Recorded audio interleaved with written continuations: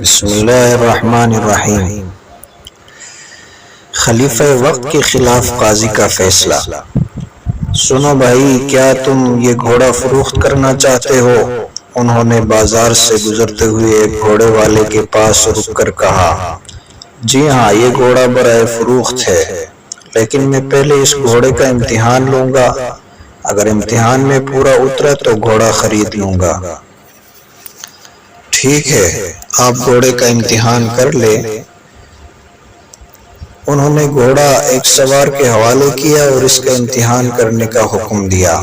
سوار گھوڑے کو لے گیا۔ آزمائش کے دوران گھوڑے کو ٹھوکر لگی اور وہ زخمی ہو گیا۔ اس کی کھال پر داغ لگ گیا۔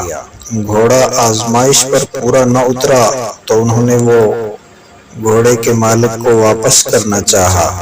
گھوڑے کے مالک نے جب دیکھا کہ گھوڑا داغی ہو گیا ہے تو اس نے واپس لینے سے انکار کر دیا اور بولا، دیکھیے جناب، میں نے گھوڑا اس حالت میں آپ کو نہیں دیا تھا، اب یہ داغی ہو گیا ہے، لہٰذا میں واپس نہیں لوں گا۔ اس پر انہوں نے کہا، لیکن گھوڑا آزمائش کے دوران داغی ہوا ہے، میں نے آزمائش کی اجازت دی تھی، یہ نہیں کہ آپ اسے داغی کر دیں گے۔ بات بڑھ گئی، آخر طے پایا، شریح بن حارث رضی اللہ عنہ سے فیصلہ کرا لیتے ہیں۔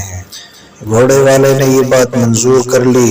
شریح اس وقت لوگوں کے درمیان فیصلہ کرنے میں بہت مشہور تھے۔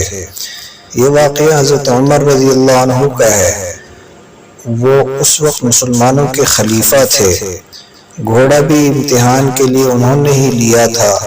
شریح رحمۃ اللہ علیہ نے دونوں کی بات غور سے سنی اور پھر یہ فیصلہ سنایا، اے امیر المومنین، جو گھوڑا آپ نے خریدا تھا اسے رکھ لیجئے یا جس حالت میں خریدا تھا اسی حالت میں واپس کیجئے۔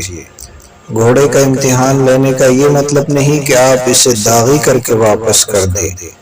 یہ فیصلہ وقت کے عظیم حکمران کے خلاف تھا۔ آپ رضی اللہ عنہ 22 لاکھ مربع میل پر حکمران تھے۔ قیصر و کسریٰ آپ رضی اللہ عنہ کا نام سن کر کانپتے تھے، لیکن قاضی شریح بن حارث آپ رضی اللہ عنہ کے خلاف فیصلہ دیتے ہوئے ذرا نہ گھبرائے۔